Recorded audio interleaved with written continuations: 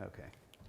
Okay, so, well, look, it's a big topic about the industries in general, innovation, that can be possible.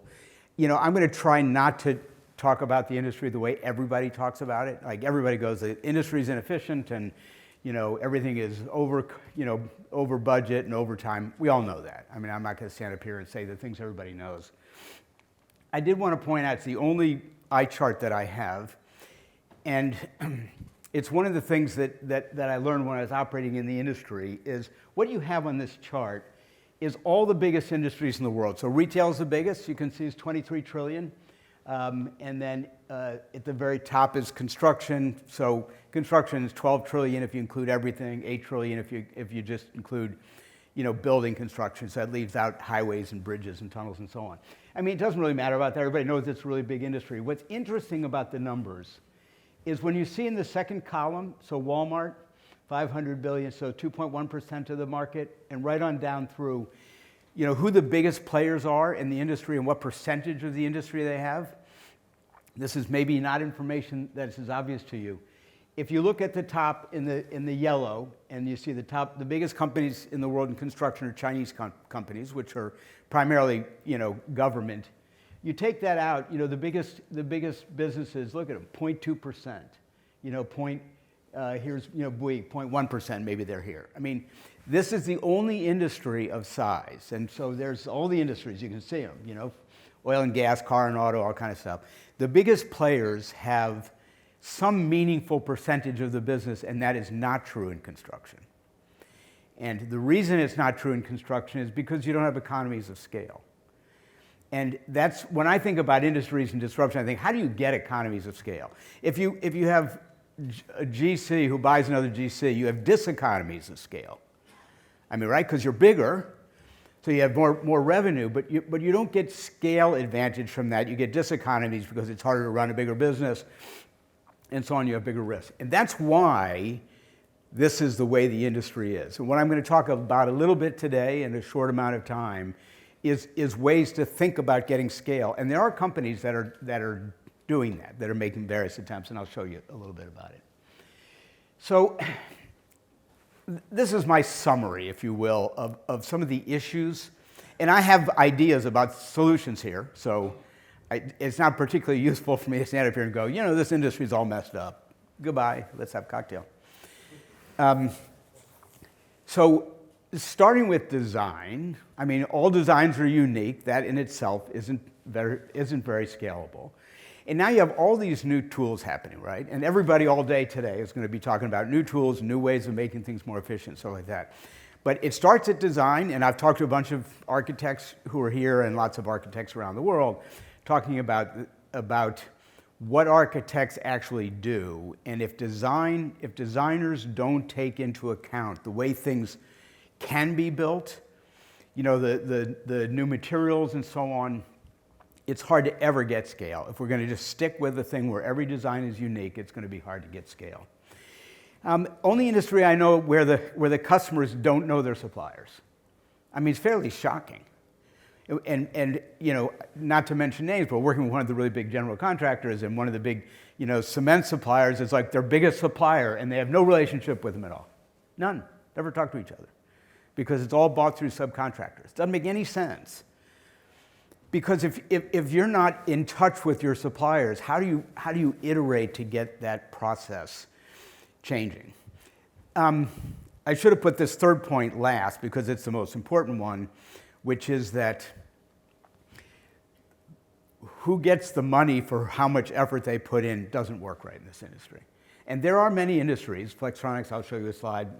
My company I built years back was fairly similar. But the point about this is that an enormous amount of hard work is done by the supply chain, if you will. So general contractors, subcontractors, architects and engineers, and none of them make very much money. I mean, it's a living. I mean, it's not horrible. But the people who put up the capital and are the end customers, they're the ones who make all the money. And that has to change in some fashion. I'll talk about that a little bit. And then technology isn't used for insights. At the end, I'm going to show you a little bit of a video, not the whole thing, but just to give you an idea of what's possible with with one of my investments, Slate, who are also speaking later today. It's amazing talking to the general contractors, and for that matter, the subcontractors and others, but primarily at the general contractor level, how little is ever learned from a project. Everybody does a big project, and then they get together and go, what went wrong and what went right, and put all this stuff into data and these dark pools of data now that are never looked at again. So like, what's the point? And so we've created a tool that actually will allow that to happen. So Flextronics, the company I think many people know from my bio, was a business that I took over in 1993, 100 million of revenue, was 25 billion when I left. We got real scale there. We had scale advantages. This business looks very much like the general contractor business in the sense that we did all the hard work. I mean, when I left there, we had factories in 26 countries. We had 15,000 suppliers. We did design work. We did, the quality control. We did the logistics. I mean, we had this whole, managed the whole layer. And it was a 7% gross margin business, 3% operating profit. And that was after we had scale. And so I learned a lot from that business and some of the other investments that I've made. Quickly, these are all companies that I've invested in the past through my venture fund and my growth capital fund. Crocs, you may know, is kind of ridiculous. This is a business that they just created a new market. I mean, everybody has shoes, and they came along and said, here's a different kind of a shoe, and did real scale. Interestingly enough, this company is now $3 billion in revenue. It's the largest shoe company in the world after the athletic guys, after Nike and Adidas. So pretty impressive. But became a real scale business and kind of easy to do because you can see they're injection molded and probably, I hope everybody's wearing Crocs. GoPro is another one I invested in early, and Crocs I invested in very, very early. Who would have thunk it would turn out to be the way it was? GoPro is really an interesting one. Also a new product creation. Like Flextronics didn't do anything new in this sense. So it's more like construction in that way. But these are companies that created a new version of products that had been around forever. GoPro was a buddy of mine who was a surfer, and he wanted to video himself, and he couldn't. So he created this product, and now it has something like 98% of the world's market for action cameras. Kind of an interesting one, fun one. Tesla, same, much more of a manufacturing approach, and I think this is my bio here that I ran the company for a bit. It's very early, before we had a product, was when I was there. But again, taking on an existing business, but creating a product that was different from what everybody else was doing, and met a need, and is now, everybody knows the story. I mean, it's a big deal. This one's an interesting one. It's one of my current investments, supersonic flight. It's, for those older people in the crowd, the Concorde was designed in the 60s. I mean, 60 years ago. And you didn't have carbon fiber.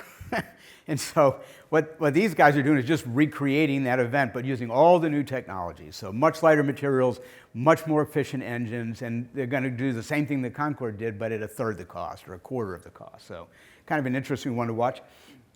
Plane hasn't flown yet, but they already have $15 billion of orders, so it's kind of a good start. Okay.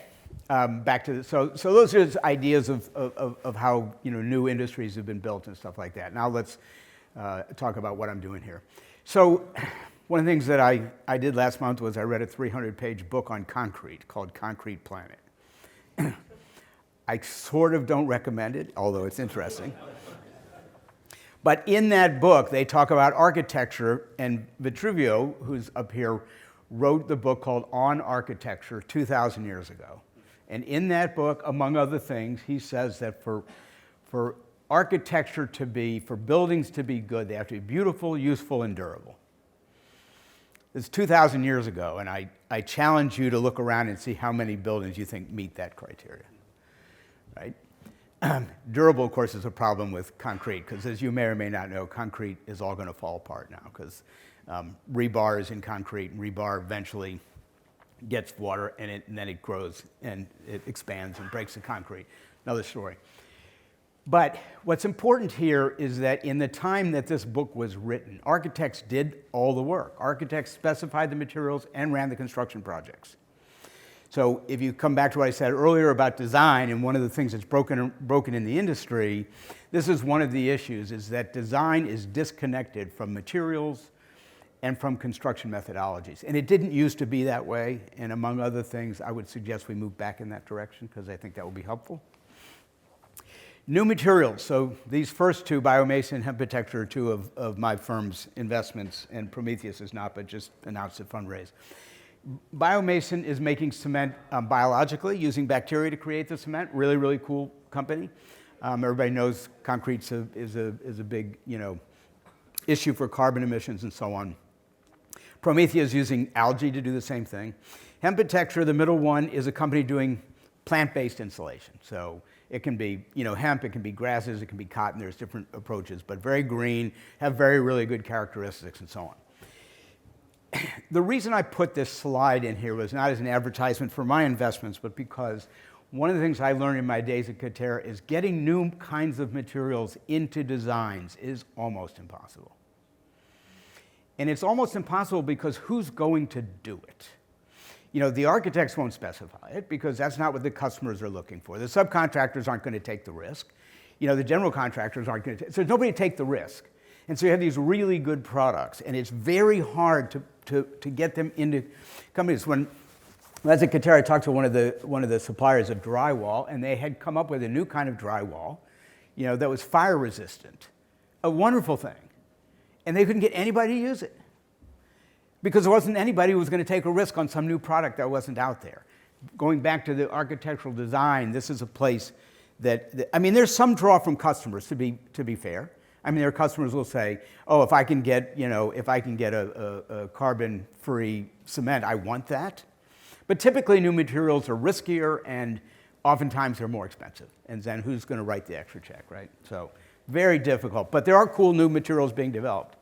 Okay, now I'm going to show you a few slides. There's one of the really good things that happened from Katerra is that a whole bunch of new companies got started. And I'm going to show you slides on a bunch of them. Many of these slides aren't ones that I personally know.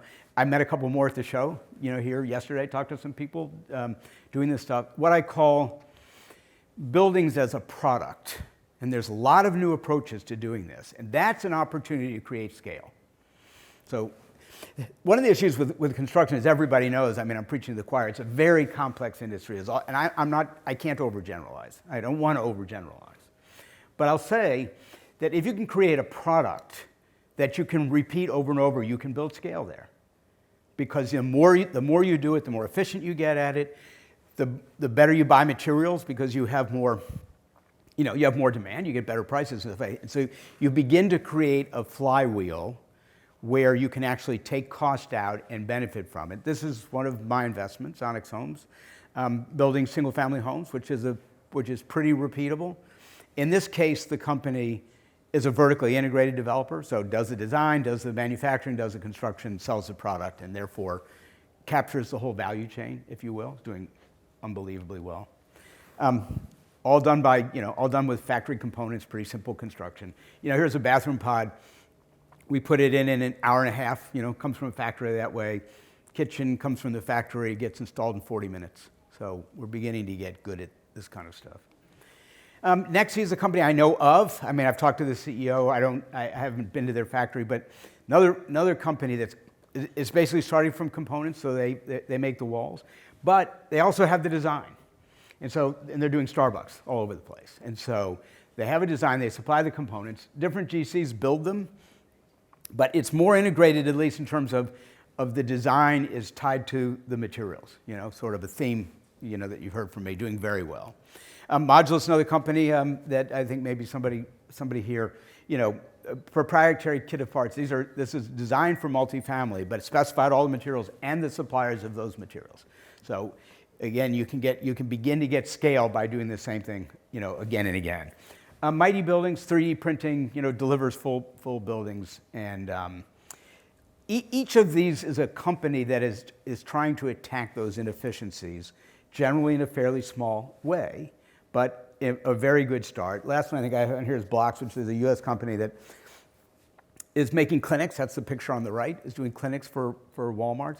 Same thing all the time, build it in a factory, it's the same product. So, you get the theme here. These are all new companies, and there's many, many more. I met 2 yesterday, right? Which is a really good thing. because what these companies are doing is trying to integrate design materials, construction methodologies, and repeatability, and all of those are ways to begin to get scale, into the business. And the more of this, the better. So one of the things that I didn't talk about earlier, but I did want to mention is that, I can do it at the end. Technology we talked about. I'm going to show you a little bit of a video, as I said. There's lots of investment going into software companies. Again, a bunch of them are here, and I applaud everybody's activities. There is very little, cross-pollination or getting these things to work together. So many of them are, point solutions. You use Procore for construction management. You use, P6 for budgeting, and the idea is to get these things to work together. The thing that has surprised me the most about software solutions, not only in this industry, but in all industries, is how little our software talks to us. I mean, this is, 2021. Why don't our spreadsheets say, here's where I would look? You have millions of rows and columns and stuff like that. We have all the ability to say, these are the anomalies and you should look at it. And that's the case in technology, and we have this company, Slate, which hopefully is doing some of that, which is to take all this historical information and current information and predicting future trends and saying, here are the things you should be thinking about and working at. So just a little touch. I'm not showing you the whole thing. Just to give you an idea of what this is. Slate helps your day get started on the right foot. As you're on your way to the job site, you can have a conversation with Slate's digital assistant to cover the top 5 items for your day and any Slate insights that the digital assistant has discovered. Today's top 5 is not only about today, but also about yesterday, as well as next week. The before, during, and after are at the core of Slate. The digital assistant sequentially moves through the top 5, giving you the opportunity to engage and act. The digital assistant will also touch upon Slate insights, such as opportunities to increase equipment utilization, as well as improve decarbonization. As with tasks, you can act on Slate insights by telling Slate what to do next. Slate, send notification to excavator operators to reduce idle time. Shall I send? Yes. If other thoughts are triggered, just tell Slate what to do next. Slate keeps you up to date. Project site entered. And Slate learns from the morning briefing, identifying how the information can be leveraged as the day progresses.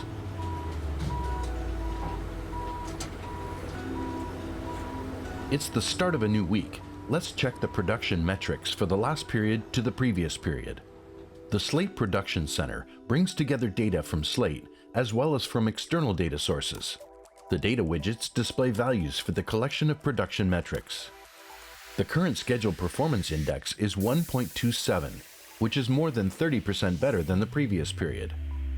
Slate helps you keep an eye on the metrics that matter for your incremental or real-time data updates. The line chart extends the view of the scheduled performance index across multiple periods to evaluate trends. The Slate Production Center is not a static dashboard, but an actionable data portal. The Slate's Insight Collection includes firm knowledge such as lessons learned and best practices, as well as insights generated by the teams and digital assistant for current and past projects. The expanded map view displays the project supply chain. See what deliveries are occurring today. Evaluate the route they're going to be taking. With location intelligence, visually check the status of checklists across the zones of the project. Okay, it goes on. That just gives you a taste of the kinds of things we're doing there, and the Slate people are here. Joel's speaking this afternoon if you want to learn more about that. But the point of that is to give you an idea that in today's world with artificial intelligence and data lakes and all the other things that people are talking about, there actually is a way, it's not easy, but there is a way to create real information, usable information from all the stuff that you're doing and that you used to do and how to predict forward. Here are the things to watch out for and so on. So. This is back to the earlier slide and my last slide, and I'll take a few questions. But as I said, I don't think it's helpful to just lay out problems and not some solutions. I personally believe, for right or wrong, that the company needs, that this industry needs a lot more vertical integration. And that comes in a lot of different forms. It means a lot of different things to different people. But for architects, going back to the first one, and actually the materials side as well, is that design needs to be much more integrated in what's happening downstream. And there's different ways of doing that, but I think that's actually really important. If I were the general contractor, I would insist that all of my subcontractors give me every piece of data that they have. How much labor they spent on a job, what materials they used, what worked, what didn't work, because we don't have that sharing in this industry. Slate, the software, will do that for you. I mean, that's one way of tying all the data together.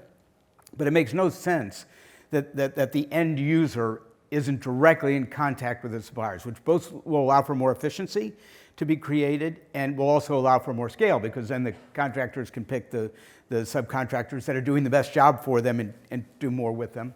I also think that vertically integrating between general contractors and subcontractors and architects and engineers is a useful thing to think about doing. I think that creates more scale and more efficiencies. This third point is the most important one. One of the things that I learned at Katerra is we were doing all the hard work, and like in Flextronics, we were doing all the hard work, and we didn't make all the money. We made small amounts incrementally. But the problem you have in this industry is all you people in the room, many of you people in the room and people who are watching, are looking at new tools to make their businesses more efficient. But if you don't get to keep any of the money, why would you keep doing it? And here's what I mean. Let me use a simple example. If architects automate the design, which there's all kinds of things being done for architects to automate design, and they can now create a product design at half the price, why would they invest all that? Why would you invest all that money if you don't get to keep any of that? If all you get to do is sell your service now for half as much. And the industry is rife with this. A lot of new tools, people wanting to use new tools, wanting to become more efficient, all that kind of stuff. But if you don't get to save any of that, if you don't get to pocket any of that, why would you do it? And my solution here is to negotiate to the extent possible. It's hard. I'm not saying it's easy. But to set benchmarks of here's what it costs, here's the budget. Every dollar we save, we get to keep some amount, whoever we is, the general contractor, subcontractors, architects, engineers. Then everybody wins. Now there's an incentive system where it actually makes sense to try to drive cost out. Whereas in the way the world works today, there isn't an incentive to drive cost out. Oh, I mean, at some level, you get to win more business if you're the cheapest guy. But in the end, you have to be able to get some of the value back that you put in. Otherwise, it's just a fool's errand. And I'll stop there. We talked about the technology, and happy to take questions. Yeah, it's even worse than that, because a lot of architects do work for free up until very almost detailed design level before they hopefully get it. So the industry's in trouble. Even worse. The industry's in trouble from both ends. Yes. So who's got questions for Michael? Okay. Oh, Tal.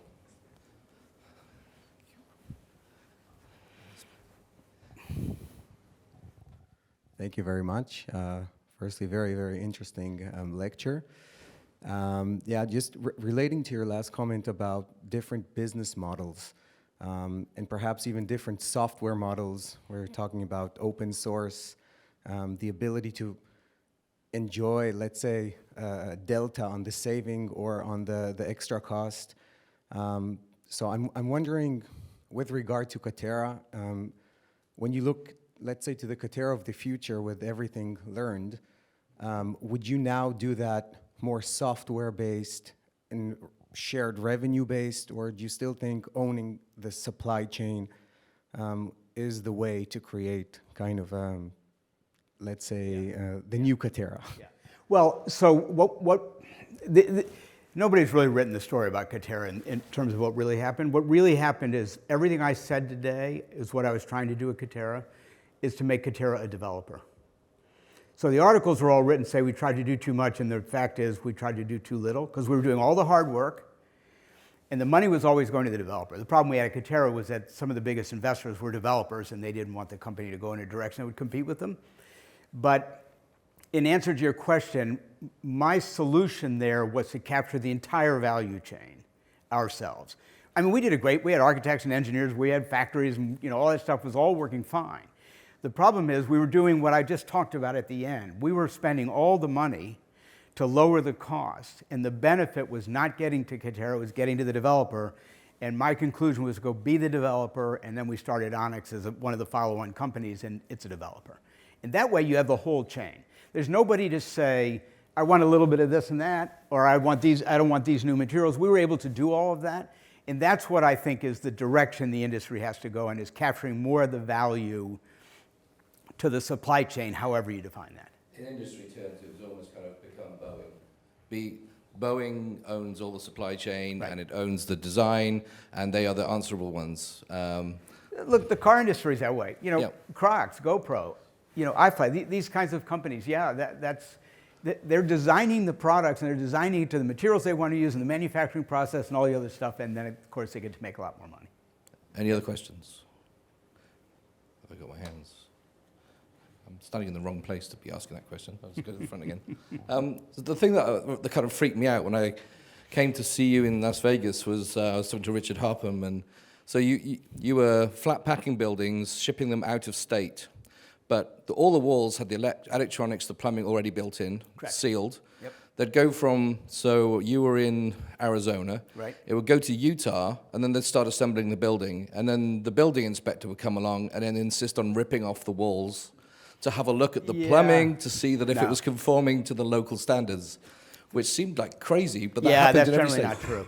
It's generally not true. At the factory level, you get that stuff sorted out at the factory level. I can tell you, like on the bathroom pods for the Onyx homes that I showed, those bathroom pods are approved in the state of Florida. They came to the factory and they said, when you install it, we're going to want to see this. So we changed the design so that they could see the connections. Take it off And now anywhere in Florida, they can put that bathroom pod in, and it is approved in the state. So there's some work you have to do to get that done, but you can definitely do that. Do you have to do that 50 times? Or how many states? 51? 50? Well, probably. The reality is, the more you do it, the easier it gets, because other people will. It was not that expensive a process on that. So is Onyx more geo-focused than Katerra was? It is today, yeah. So California or? Just Florida and Texas. Florida, right okay. now. Florida and Texas. And the plan is, see where it goes. Coming near to a neighborhood near you. Yeah, I don't know. We'll see. Any other companies, people out there want to ask questions about Katerra? Yeah, wait. Not that I know he wants us to talk about it, but sorry. Hi there, Robert Klashko. I'm actually a measured building surveyor, so I don't think I feature in this future. My question was really about whether are you looking at this in terms of building homes or all buildings, in that? Well, my suggestion is as many buildings as possible. In my own companies, we're not doing all buildings. It's too many. But that's why I showed these different pictures. You can look at what Modula's doing, or Nexi's doing, Starbucks, and Blocks is doing clinics. All those are buildings as a product. Onyx is doing single-family homes. We could, there's a lot of construction. We're going to stick with single-family. But there are other companies and other companies here that are looking at other products. And the idea is to integrate the process, whatever section of the industry you pick, and try to get really efficient at that. I'm thinking about it more in the context that I see buildings procured now, in that if you could say 90% of all buildings is the same across all of those buildings, but we don't treat the design of buildings like that. Right. And in many instances, it's partly there's a financial benefit in mollycoddling the client into the idea that they are unique, and right. because you get more fee from that. I mean, I've made that argument. I used to be a designer, sort of gave up because I didn't want it badly enough. But that whole in my lifetime, I've gone through a period of in the UK where standardization was supposed to happen, but then all of the projects and all the contractors kind of messed about with the standards a little bit. Sure. It looked, 20 years ago to be a very positive environment for a small practitioner like me, because, I can do standards, but... So look, my overriding theme of this in terms of changing the industry is to think about scale. Scale is doing the same things again and again with little tweaks, whatever. I mean, Flextronics, we made all different kinds of electronics, but every product was the same components assembled in the same way, all that kind of stuff. You want to try to get scale. There's a bunch of different ways to get scale. I talked about some of them today, but I think everybody should be thinking about their business in terms of scale. Yes, sir. I can hear you. Mike doesn't need a mic. For something completely different, there's been a lot of expenditure, for lack of a better word, in software. Large software companies, what can they do to help make building more efficient? Autodesk, for example, has spent $2 billion on improving, quote unquote, their software. Right. But does that make it more efficient? Well, I mean, your point's a good one. Yeah, look, I mean, going back to the title of my talk and some of the companies I showed around innovation, massive innovation almost never comes from the existing companies, which is why GoPro was a different company, Crocs was a different company, and Tesla was a different company. I mean, so is Autodesk going to do it? There is the book you guys all know, Innovator's Dilemma. I mean, the true advancements rarely come from the existing incumbents in the industry. They come from new guys, like Slate, like what HOK is doing, all these new things. Because they have an incentive, because if they do better, they actually knock off the other guy, whereas the other guy isn't trying to knock themselves off. This is kind of cocktail conversation, but I always wonder, like you take Slate, we just showed you something. This is slick software that does really incredible stuff. That's 50 people and $5 million. I mean, that's the cost of pencils at Autodesk. So I don't understand why software companies don't start groups, send them off and say, try to destroy us. They don't. But I would if I were doing that. Yes, sir. I've got another question, because you put up the very nice slide, beautiful, sustainable, and I don't know what the third is. Oh, durable. So beautiful, sustainable, and no, beautiful, useful, and durable. Durable, yeah.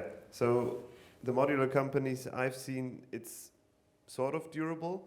It's built of wood, so you showed a picture of buildings that were around for a couple of thousand years, or 1,000 years. Yeah. And I wonder if these houses will be around for 1,000 years. So how do you think this is going to work out, and also beautiful if everything looks the same because it's modular? Do you think there's beauty to that? Where do you think the industry is going in that respect? Because this is, I think, why architects, they always want to have their own unique design, because they want to create something beautiful that's not repeated over and over again, which I think is one of the pitfalls why the industry is the way it is. So what do you think about that? It's a big, complicated question. I wish I could answer it in a soundbite. But I'll say, a couple of things. First of all, the reason that things are not many things, let's not overgeneralize. Why they're not beautiful and they're not durable is because it costs more money to do that.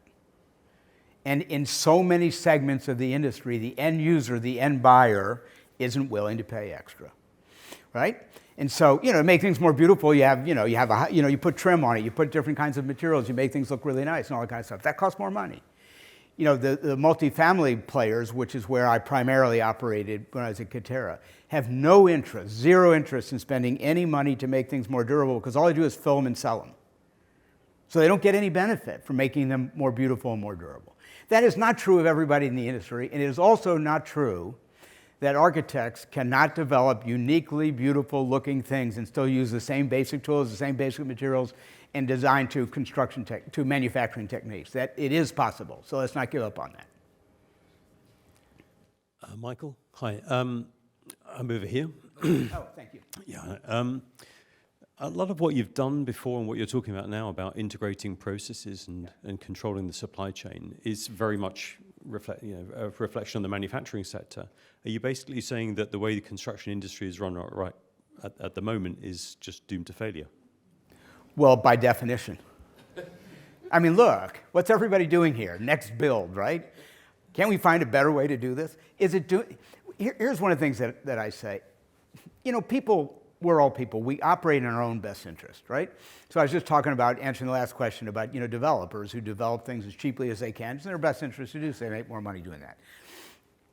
Architects, engineers, subcontractors, and general contractors are all cost plus, right?